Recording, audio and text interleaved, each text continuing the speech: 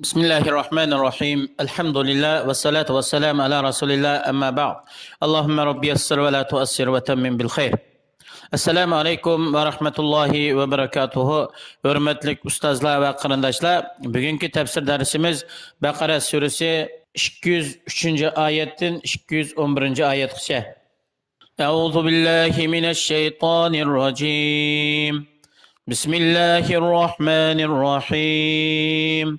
واذكروا الله في أيام معدودات فمن تعجل في يومين فلا إثم عليه ومن تأخر فلا إثم عليه لمن اتقى واتقوا الله واعلموا أنكم إليه تحشرون ومن الناس من يعجبك قوله في الحياة الدنيا ويشهد الله على ما في قلبه وهو علد الخصام وإذا تولى سعى في الأرض ليفسد فيها ويهلك الحرث والنسل والله لا يحب الفساد وإذا قيل له اتق الله أخذته العزة بالإثم فحسبه جهنم ولبئس المهاد.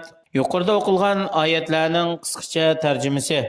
Allohni sanoqli kunlarda yod etinglar. Ya'ni Alloh subhanahu va taoloni farz namozlardan keyin takbir aytish, la ilaha illalloh vahdahu la sharika lah deb tahlil aytish orqali tashrih kunlarida Qurbon hayitining 1, 2, 3, 4 kunlari yoki Zulhijja oyining 11, 12, 13 kunlari har namozning farz namozlardan keyin takbir aytish, tahlil aytish orqali Allohni eslanglar. Haj faoliyatlarini tugatib, Minada Zulhijjaning 11, 12 kuni turib, ondan keyin shaytonga tashatgandan keyin 12 kuni kun o'tirishdan ilgari qaytib ketgan odamga gunoh bo'lmaydi.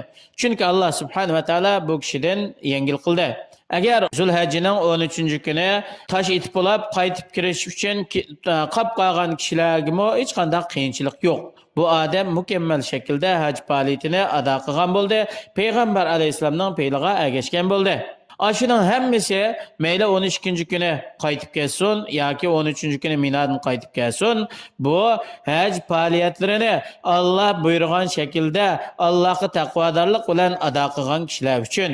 Ey mu'minlar, Allohning buyrug'iga bo'ysunish, cheklamalardan yiroq bo'lish bilan haqiqiy taqvodorlardan bo'linglar. Ishonch qilinglarki, jazman sizlar oxirida faqat yolg'iz bir Allohning tarafiga qaytisizlar. Alloh subhanahu va taolo sizlarning qilgan amallaringlarga asosan sizlarni jazo mukofotlaydi. Ey Allohning payg'ambari, insonlardan shundoq ba'zi bir munofiq kishilar borki, uning mushu dunyodagi so'zi seni ajablantirdi, hayron qoldirdi. Qarasang bu odamning so'zlari shundoq shirin, go'zal, chiroyli so'zlaydi. Sen bu odamni qilgan so'zlariga qarab rost so'zlayotidi, bu odam samimiy, rostchil deb o'ylab qolasan. Ammo bu odamning haqiqiy maqsadi bo'lsa, o'zining jinini, mollarini saqlab qolish. Alloh subhanahu va taolo bu odamningki qalbidagi iymon va yaxshiligiga ve o adamның yalğancılığına Allah guvalık biridir. Bu munafiq Müslümanlığa öçmenlikni yoki o'zidagi musulmonlik davasini aytibek kuchli davo qiluvchidir.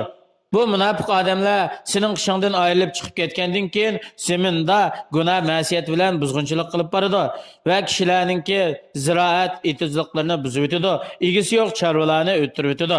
Alloh subhanahu va taolo zaminda buzuqchilik qilishni va buzuqchilik qiluvchilarni Alloh yoqtirmaydi. Mana shu buzuqchilik qilgan insonga bu odamga nasihat qilish yo'li bilan Allohdan qo'rqin, ya'ni Allohningki belgilanmalarini ulug'lab, cheklamalaridan yinib, haqiqiy ravishda Allohdan qo'rqin desa, bu odamni haq qaytishdan, buningdagi cho'ngchillik, takabburlik cheklab qo'ydi.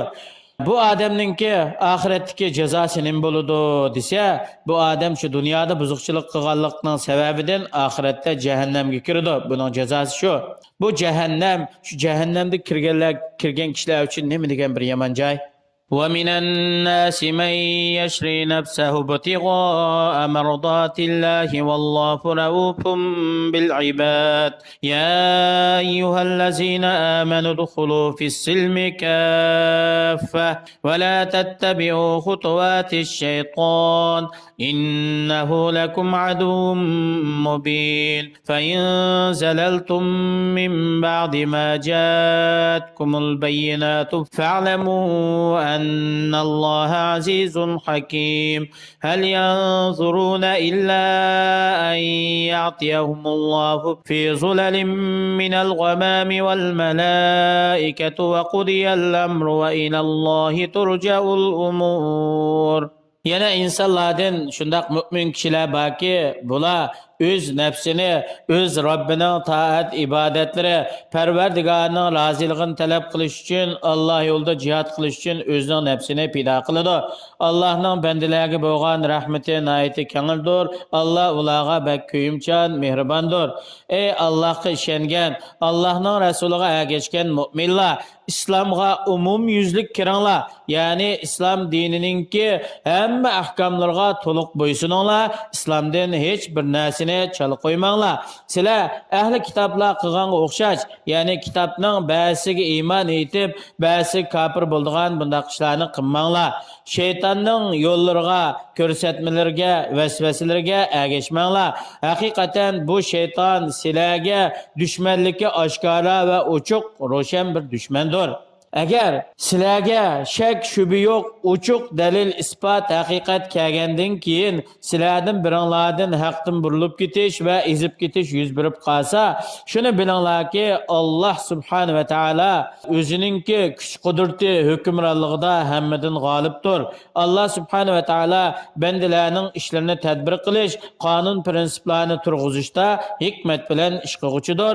Allohdan qo'rqinglar, Allohni haqiqiy ulug'langlar. Şeytanның yollarına ergeçken, doğru yoldan izip gidip, şeytanның ko'rsatmalari, yo'l yo'riqlari, vasvasaga ergeçken, şu kişiler nimeni kütüdü dese, ular faqat qiyomat kuni Allah subhanahu ve Taala'nınki bulutlarının sayesinde özünün katılığı, ulug'ligiga loyiq bir ravishda Allah'ın ularning arasından hüküm qilish uchun kelishini kutadi. Farishtalarmi har tarafdan urab Allah bilan birga keladi. Shu vaqtida Allah subhanahu va taolo bandalarning ishlaridan hukm qildi, uningdan bekor bo'ladi. Xaloyiqlarning ishlarining hammasi yolg'iz Allohning tarafiga qaytquchidir. Oyatdan ilinadigan foydalar birinchisi haqiqiy taqvolik degan amallarni ko'p qilish bilan bo'lmaydi. Haqiqatan islom shariatining ko'rsatmasiga butunlay ergashish, islom dini buyurgan hamma ishlarni to'liq ado qilish bilan bo'ladi. Yana bir foyda kishilarga hukm qilish, ularningki chiroy shakli, taq turqi, kiyim kechki buningga qarab va so'z harakatlariga qarab hukm qilinmaydi. Balki ularningki qalbiga yo'shug'an narsani ifodalab beradigan ish faoliyatlarininki haqiqati bo'yicha hukm qilinadi. Yana bir foydasi hamda zaminda har qanday shaklda buzuqchilik elib berish, bu takabburlarninki bir sifatlari. Allah subhanahu ve taolo zamindagi buzuqchilikni va buzuqchilik qiluvchilarni turmaydi. Yana bir foyda nima desa, inson islom dinining hammasiga umum yuzlik bo'ysunmoqchi, haqiqiy Allohga bo'ysungan musulmon bo'lmaydi. Ya'ni islom dinininki hamma ahkomlarini, prinsiplarini o'zininki chin e'tiqodi, qalbi, amaliyati bilan qabul qilib va buni harakatlar orqali haqiqiy isbotlagan vaqtida bu haqiqiy musulmon bo'ladi. Alloh subhanahu va taolo har birimizni islom dinini umum yuzlik o'zimizning kundalik hayotimizga tatbiqlab, umumlashtirib, Alloh buyurgan hamma ishlarni to'liq qilishga, Alloh cheklagan barliq ishlarni inishga muyassar qilsin. Assalomu alaykum va rahmatullohi va barakatuh.